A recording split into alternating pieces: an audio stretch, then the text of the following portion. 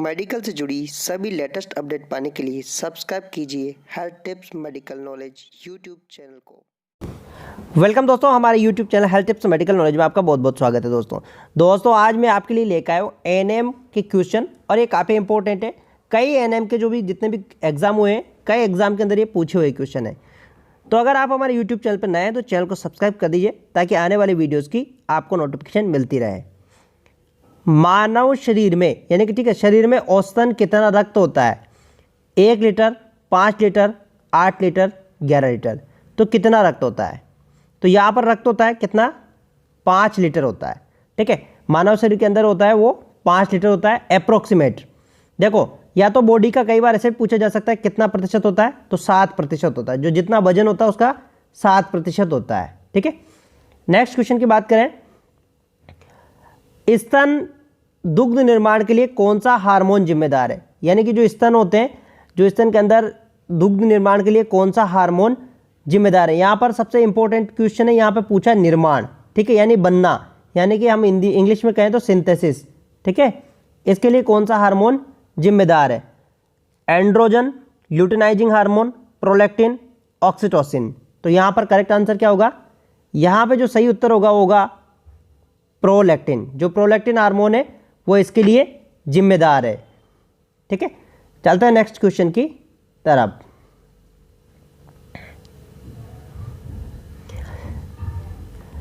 Calcitonin hormone किस ग्रंथि से बनता है? यहां पर पूछा है कि कैल्सिटोनिन हार्मोन होता है वो किस ग्रंथि से बनता है? Kidney, adrenal gland, thyroid gland, parathyroid gland. तो कहां से बनता है कैल्सिटोनिन? जो कैल्सिटोनिन बनता है वो बनता है थायराइड ग्लैंड से। ठीक है, जो थायराइड ग्लैंड होती है वहां से बनता है कैल्सिटोनिन। अब मैं आपको एक और इसका फंक्शन भी बता देता हूं। कैल्सिटोनिन क्या काम करता है? जो खून होता है, जो रक्त होता है, ठीक है, रक्त के अंदर जो क्या होता है? कैल्शियम होता है। जो रक्त के अंदर जो कैल्शियम होता है उसको ये कैल्सिटोनिन क्या करता है? बोन के अंदर डालता है। जो हड्डी होती है ना, हड्डी के अंदर, जैसे ये हड्डी है तो इसके अंदर क्या करता है? ये कैल्शियम को अंदर डालता है। जैसे ये कैल्शियम है, कहाँ से डालता है? ये रक्त से। ठीक है, जो रक्त से कैल्शियम कहाँ पे डालता है? हड्डी के अंदर। जो हड्डी होती है उसके अंदर ये कैल्शियम को डालता है। कौन डालता है? कैल्सिटोनिन। तो कई बार ये भी पूछ लिया जाता है एग्जाम के अंदर, तो कैल्सिटोनिन का क्या कार्य है? नेक्स्ट क्वेश्चन की अपन बात करें, डायबिटीज इंसिपिडस कौन से हार्मोन की कमी से के कारण होता है? जो डायबिटीज इंसिपिडस है वो कौन से हार्मोन की कमी के कारण होता है? Insulin hormone, glucagon hormone, somatostatin hormone, anti diuretic hormone. तो किसकी वजह से होता है? तो इसका करेक्ट आंसर क्या होगा? इसका करेक्ट आंसर है वो है एंटी डाययूरेटिक हार्मोन। देखो यहाँ पर क्वेश्चन में क्या पूछा है? इंसिपिडस। ठीक है, इसके अंदर क्या होता है? पॉलीयूरिया होता है। पॉलीयूरिया, पॉलीयूरिया का मतलब जानते हो? अत्यधिक मूत्र आता है। ठीक है, अत्यधिक मूत्र आता है इसके अंदर। ठीक है, उसे कहते हैं अपन पॉलीयूरिया। तो ये जो डायबिटीज इंसिपिडस है ये एंटी डाययूरेटिक हार्मोन, इसका एक और दूसरा नाम है एडीएच, इसकी कमी की वजह से होता है। ठीक है, ये क्या काम करता है? जो पेशाब के अंदर जो पानी होता है उसको एब्जॉर्ब कराने का काम करता है। कौन? यानी कि वापस अवशोषण कराने का काम करता है एंटी डाययूरेटिक हार्मोन। जब इसकी कमी हो जाती है शरीर में तो होता है डायबिटीज इंसिपिडस। और इंसुलिन की कमी की वजह से कौन सा होता है? इसकी वजह से डायबिटीज होता है। ठीक है, तो यहाँ पर करेक्ट आंसर होगा अपना चौथा वाला।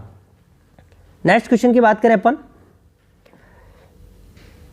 वयस्क व्यक्ति में रक्त सेल का निर्माण कहाँ पर होता है? वयस्क व्यक्ति, यहाँ पर किसकी बात करें? अडल्ट। ठीक है, जो अडल्ट होता है उसमें रक्त सेल का मतलब आरबीसी, लाल रक्त कणिकाएं। ठीक है, रक्त सेल का यानी कि लाल रक्त कणिकाओं का निर्माण कहाँ पर होता है? लीवर में, स्प्लीन में, बोन मैरो में, उपर्युक्त सभी। तो कहाँ पर बनती है? यहाँ पर करेक्ट आंसर है वो है तीसरा वाला। देखो, बोन मैरो कहाँ पर होती है? बोन मैरो को हम अस्थि मज्जा भी कहते हैं। क्या कहते हैं अपन? अस्थि मज्जा। ठीक है, अस्थि मज्जा भी कहते हैं किसको? बोन मैरो को। और बोन मैरो कहाँ पर होती है? जो बोन होती है उसके अंदर होती है। जैसे ये बोन है, ठीक है, बोन है तो इसके अंदर ये क्या है? यहाँ पर है बोन मैरो होती है। तो यहाँ पर ही बनता है, किसका निर्माण होता है? यहाँ पर निर्माण होता है आरबीसी का। ठीक है, यहाँ पर निर्माण होता है आरबीसी यानी लाल रक्त कणिकाओं का। नेक्स्ट क्वेश्चन की बात करें अपन, मरीज को अनीमिया है तो उसका हीमोग्लोबिन स्तर कितना होगा। यानी कि किसी को मरीज को अनीमिया है तो उसका हीमोग्लोबिन स्तर कितना होगा। 10 ग्राम प्रतिशत से कम, 10 ग्राम प्रतिशत से अधिक, 12 ग्राम प्रतिशत से कम, 15 ग्राम प्रतिशत से अधिक। तो कितना होगा यहाँ पर? यहाँ पर सही उत्तर क्या होगा? यहाँ पे जो सही उत्तर होगा वो होगा 10 ग्राम प्रतिशत से कम। ठीक है, WHO की जो गाइडलाइन है, ठीक है, विश्व स्वास्थ्य संगठन की जो गाइडलाइन है, तो उसमें 10% से कम होगा। ठीक है, 10% से कम होगा। नेक्स्ट क्वेश्चन की बात करें अपन, नेक्स्ट जो क्वेश्चन की बात करें अपन, मनुष्य के रक्त में रक्त कणिकाओं का जीवन काल कितना होता है। यानी कि जो मनुष्य की जो रक्त कणिकाएं हैं उनका जीवन काल कितना होता है। 80 दिन, 30 दिन, 120 दिन, 90 दिन। तो यहाँ पर करेक्ट आंसर क्या होगा? यहाँ पे जो करेक्ट आंसर होगा वो होगा 120 दिन। जो 120 दिन होता है किनका? आरबीसी का। जो आरबीसी होती है उसका लाइफ स्पान कितना होता है? 120 दिन। अगर 90 दिन की बात करें, 80 से 90 दिन, तो 80 से जो 90 दिन होता है ये किसका होता है? जो भ्रूण होता है, भ्रूण। ठीक है, भ्रूण की लाल रक्त कणिकाओं का होता है, लाल रक्त कणिकाओं का, ठीक है, भ्रूण की। ठीक है, लेकिन यहाँ पर अडल्ट की बात कर रहे हैं तो अडल्ट का 120 दिन होता है। चलते हैं अपन नेक्स्ट क्वेश्चन की तरफ।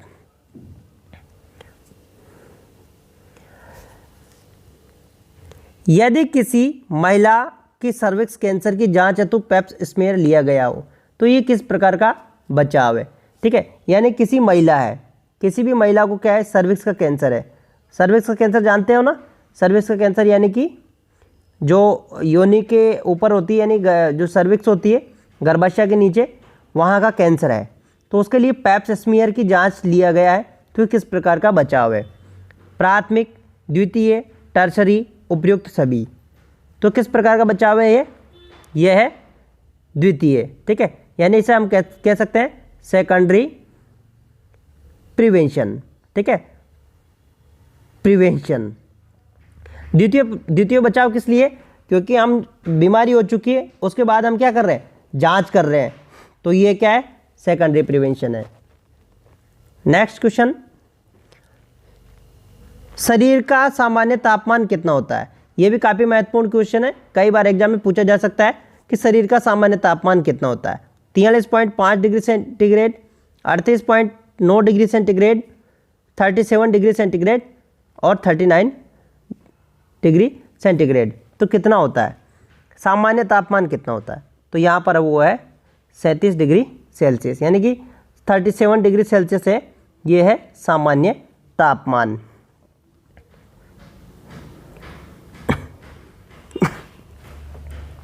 नेक्स्ट क्वेश्चन, सबसे कॉमन पल्स को चेक करने के लिए कौन सी धमनी का इस्तेमाल किया जाता है? जो पल्स होती है उसको चेक करने के लिए सबसे कॉमन कौन सी धमनी का इस्तेमाल किया जाता है? Radial artery, ulnar artery, median artery, tibial artery. तो किसको यूज किया जाता है? तो यहाँ पर सही उत्तर क्या होगा?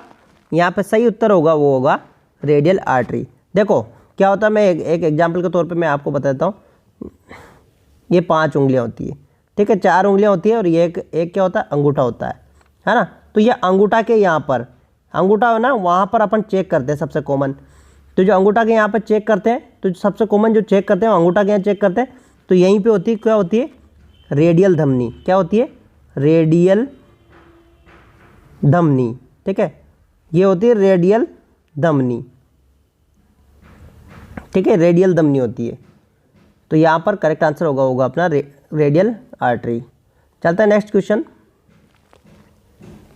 डीपीटी वैक्सीन किन किन बीमारियों के बचाव के लिए दिया जाता है? ये काफ़ी महत्वपूर्ण है, कई बार एग्जाम में पूछा जा चुका है।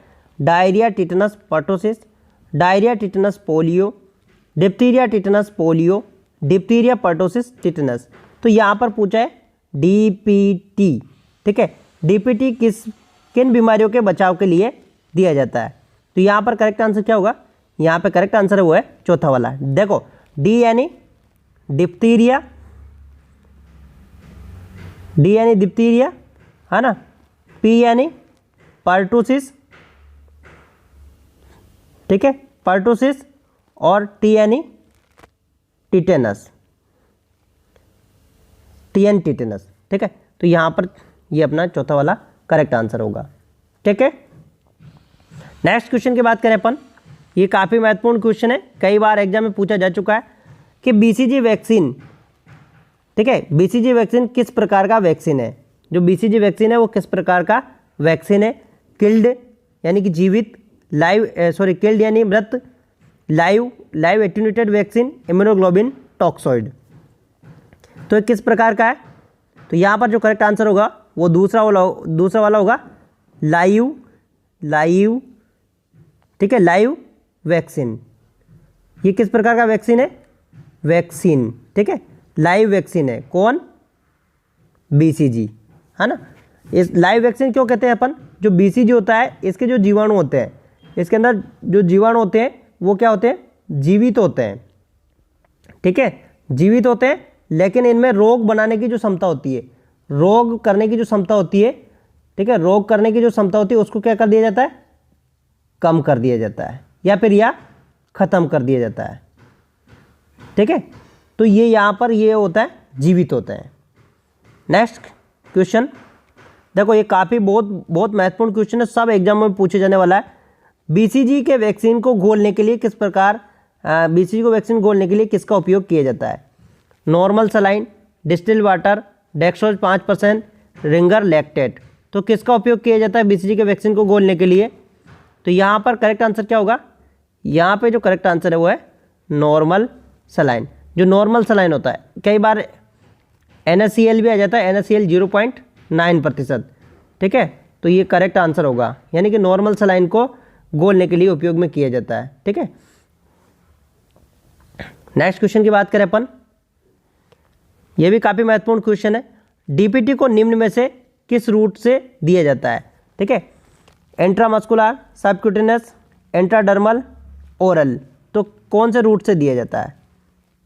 ठीक है, यहाँ कई बार ऐसे भी पूछ लिया जाता है कि मांसपेशी में दिया जाता है। तो यहाँ पर करेक्ट आंसर क्या होगा, इंट्रामस्कुलर, यानी कि मांसपेशी में, मांसपेशी में जो मांसपेशी होती है उनके अंदर लगाया जाता है किसको, डीपीटी के वैक्सीन को। ठीक है, तो यहाँ पर करेक्ट आंसर होगा अपना पहला वाला। नेक्स्ट क्वेश्चन काफ़ी इंपॉर्टेंट है, ऑस्ट्रेलिया एंटीजन कौन से हेपेटाइटिस में पाया जाता है। जो ऑस्ट्रेलियन एंटीजन है वो कौन से हेपेटाइटिस में पाया जाता है। Hepatitis A, hepatitis B, hepatitis C, hepatitis D. तो यहाँ पर करेक्ट आंसर क्या होगा, यहाँ पे जो करेक्ट आंसर है वो है हेपेटाइटिस बी। जो हेपेटाइटिस बी है उसके अंदर क्या पाया जाता है, ऑस्ट्रेलियन एंटीजन। चलते हैं नेक्स्ट क्वेश्चन की तरफ।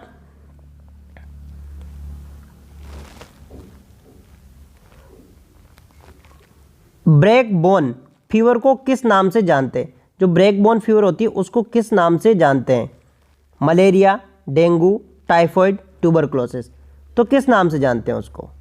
तो यहाँ पर करेक्ट आंसर क्या होगा, यहाँ पे करेक्ट आंसर है वो है डेंगू। जो देखो डेंगू होती है उसे क्या है, ब्रेक बोन फीवर के नाम से भी जानते हैं, क्योंकि यहाँ क्या है, हड्डियाँ होती है उनके अंदर क्या होती है, हड्डियों के अंदर दर्द होता है। ठीक है, हड्डियों के अंदर जो होता है दर्द होता है, इसलिए इसे अपन ब्रेक बोन फीवर के नाम से भी जानते हैं। ठीक है, ब्रेक बोन फीवर के नाम से भी इसे अपन जानते हैं। ठीक है, नेक्स्ट क्वेश्चन, मलेरिया किस प्रोटोजोआ के द्वारा होता है। Plasmodium, leishmania, histolytica, amoebica. ठीक है, तो यहाँ पर करेक्ट आंसर क्या होगा, तो ये होता है मलेरिया किसकी वजह से होता है, प्लाज्मोडियम के द्वारा। ठीक है, प्लाज्मोडियम के द्वारा होता है कौन, मलेरिया।